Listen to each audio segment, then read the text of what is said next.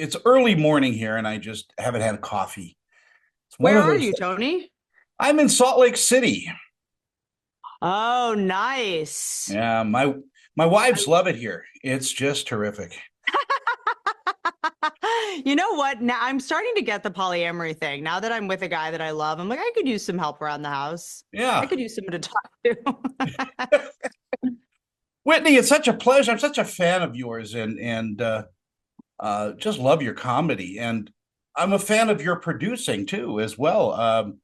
You wear so many hats in this business. Was that something that you just wanted to do, or it was out of necessity, the producing end? I was actually more a last resort that I had to do because I never fit into any of the boxes that were like casting a role as an actress. Like when I started auditioning, like I was too loud to be the love interest or the girl next door. Like I wasn't quirky enough to be the quirky girl. I wasn't pretty enough to be the pretty girl. I just like I would come really close to getting cast, but I was never, I remember one time I went in and it was like, this is yours, like you're gonna get this. And it was a screen test with the actor, and the actor came up to like my forehead, and I was like, Gah.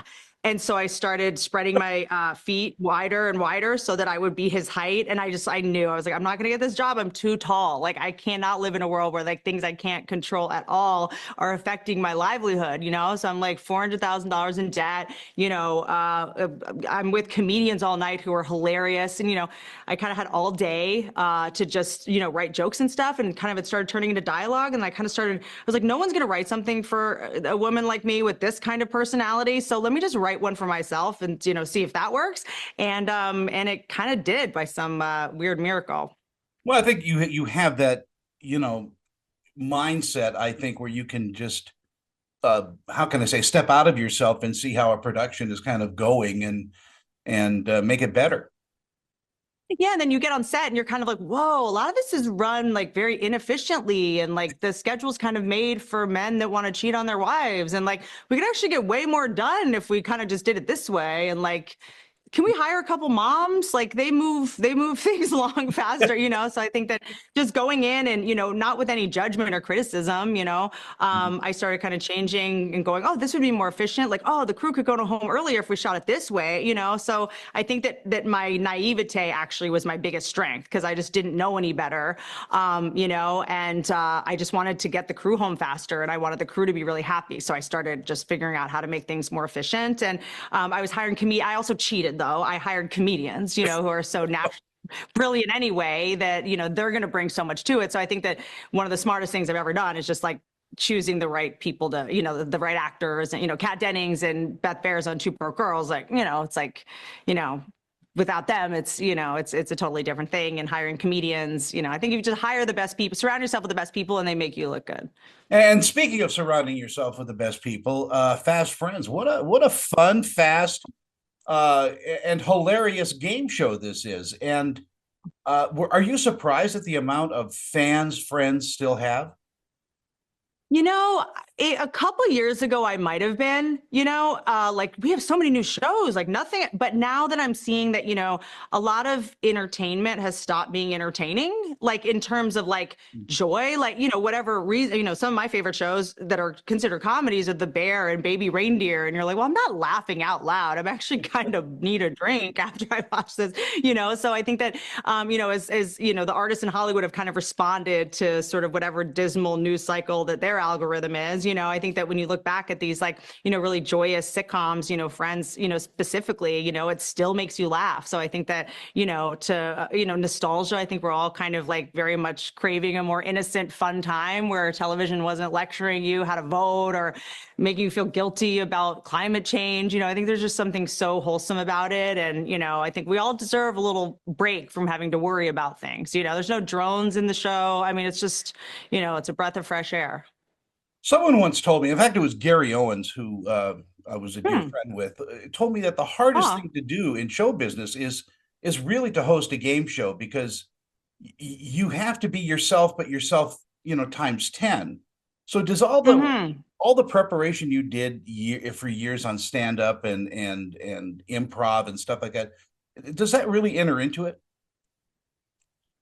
Yes, it does. I think sort of the ability to sort of think on your feet and trust your instincts comedically. And, it's almost like doing crowd work, because you get to work with people that aren't, that are almost like, I just tried to treat it like I was doing crowd work. I also think that, as a game show host, as long as you choose something or are chosen for something that is organic to you, and if you genuinely like it, I genuinely love just people. I'm kind of at a point where in Hollywood, I'm like, I don't even want to work with actors. I don't want to find out someone's at a Diddy party and then I'm doing a show with someone who was in the tunnels, the baby oil guy. Like I almost just kind of there's something really refreshing about just being around people that I don't have to worry about the shoe dropping at some point, and genuinely being excited. I'm also like a deeply competitive person. I come from sports, so like a game show with a clock and a countdown. I already have to live with my biological clock, not my favorite one. But this was just like such a fun, way to like be competitive without anyone getting hurt or anything getting like unnecessarily nasty, like, Yeah. the competitions we've seen this year. Your biological clock, does that have a snooze alarm on it? I mean, I'm gonna not say anything because you'll have to cut it. I know. Yeah. Uh, what do you think audiences are going to take away from Fast Friends? I've had some friends watch advanced cuts because I've had to do voiceover on them, and I was so surprised at how engaged they were. Like they were playing along, and they got so excited, and they got so into it. And I don't think I'd even thought of that. How many people can just sit around, how many generations of a family can sit around together and play together and participate and be a part of it. I think that with social media now, where everyone wants to engage and IG lives and TikTok, people want to be a part of whatever they're watching. So I think that audience participation from home is the thing that I think is one of the coolest parts. And it Yeah. shows off your talent too as a stand-up person, because you're thinking on your feet, and that's really what Whitney Cummings does. Thank you. I mean, I didn't want to turn it into like a Whitney Cummings stand-up special. I found myself being like, this isn't about me. Like, this is about the show. How can I service this show? This isn't about me inserting myself, because people are invested and there's like actual time on the clock. And, I cared a lot about the contestants. It meant so much to them that, I didn't want to be making fun of them too much or roasting them. This is a family show and I need to make something my son can watch, so I really tried to just be of service to the show and this like, amazing like legacy, and not make it about me or, do any jokes that felt too outside the Friends sort of universe. Are you on tour again?